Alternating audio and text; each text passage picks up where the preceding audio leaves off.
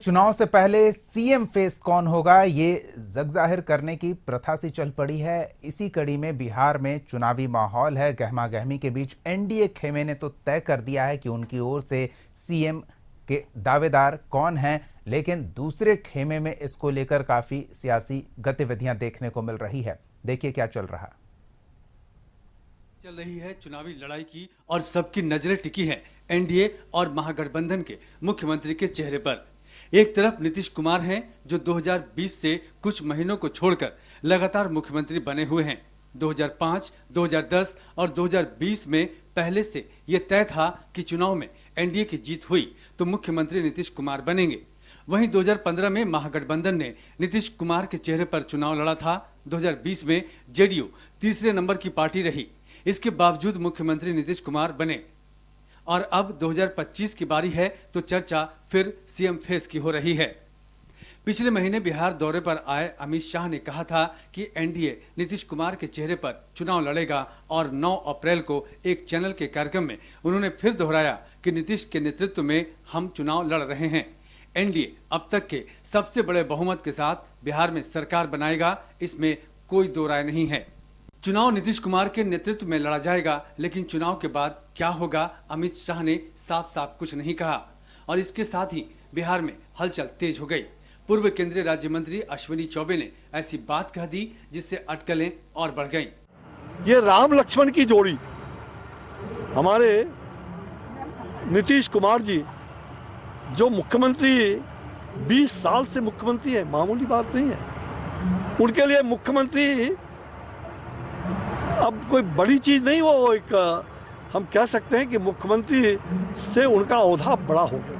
बिहार की इच्छा है कि हमारे नीतीश भाई देश के उस ऊंचाई को जहां से पूरे देश की मंत्रणा होगी, एनडीए के कन्वीनर बने, नरेंद्र भाई मोदी जी के टीम में उनको उप प्रधानमंत्री का दर्जा प्रदान हो जाए तो एक बड़ी कृपा होगी। ये बिहार के लिए सुनहरा अवसर हो। अश्विनी चौबे ने जो कहा उसका मतलब साफ है कि नीतीश कुमार को बिहार छोड़ना होगा। 2005 से नीतीश बिहार की सत्ता के केंद्र में रहे हैं। सहयोगी बदलते रहे, लेकिन महागठबंधन में कोई मुख्यमंत्री पद की दावेदारी नहीं कर सका। इस बार नीतीश ने टारगेट रखा है 225 सीटें जीतने का। ऐसे में अश्विनी चौबे के बयान पर जेडीयू की तरफ से तीखी प्रतिक्रिया आई। निजी सोच होगा और किसी के सोच पर किसी का कोई अधिकार नहीं होता, ये उनका सोचना है। लेकिन हम लोग को ऐसा तो नहीं, आप लोग को हम लोग इधर से तो कोई इस तरह का बात नहीं। हमारे नेता आज पूरे देश का राजनीति का धुर के तो हमारे ही नेता है। आपको लगता है खुशी होगी कि अगर वो उप प्रधानमंत्री बनेंगे, जेडीयू में नई जान आएगी केंद्र में जाने के बाद? हमारे नेता बिहार के लिए कर रहे हैं और बिहार की पूरी जनता हमारे नेता नीतीश कुमार जी को चाहती है। आज भी गांव-गांव जाइए, घर घर जाइए, बकरी वाला घर में जाइएगा, टाट खाट वाला घर में जाइएगा तो नीतीश कुमार जी को सब कोई खोजता है। केंद्रीय मंत्री आदरणीय अमित शाह जी ने कल सार्वजनिक रूप से यह कहा कि 2025 का जो चुनाव है वह माननीय नीतीश कुमार जी के नेतृत्व में लड़ा जाएगा।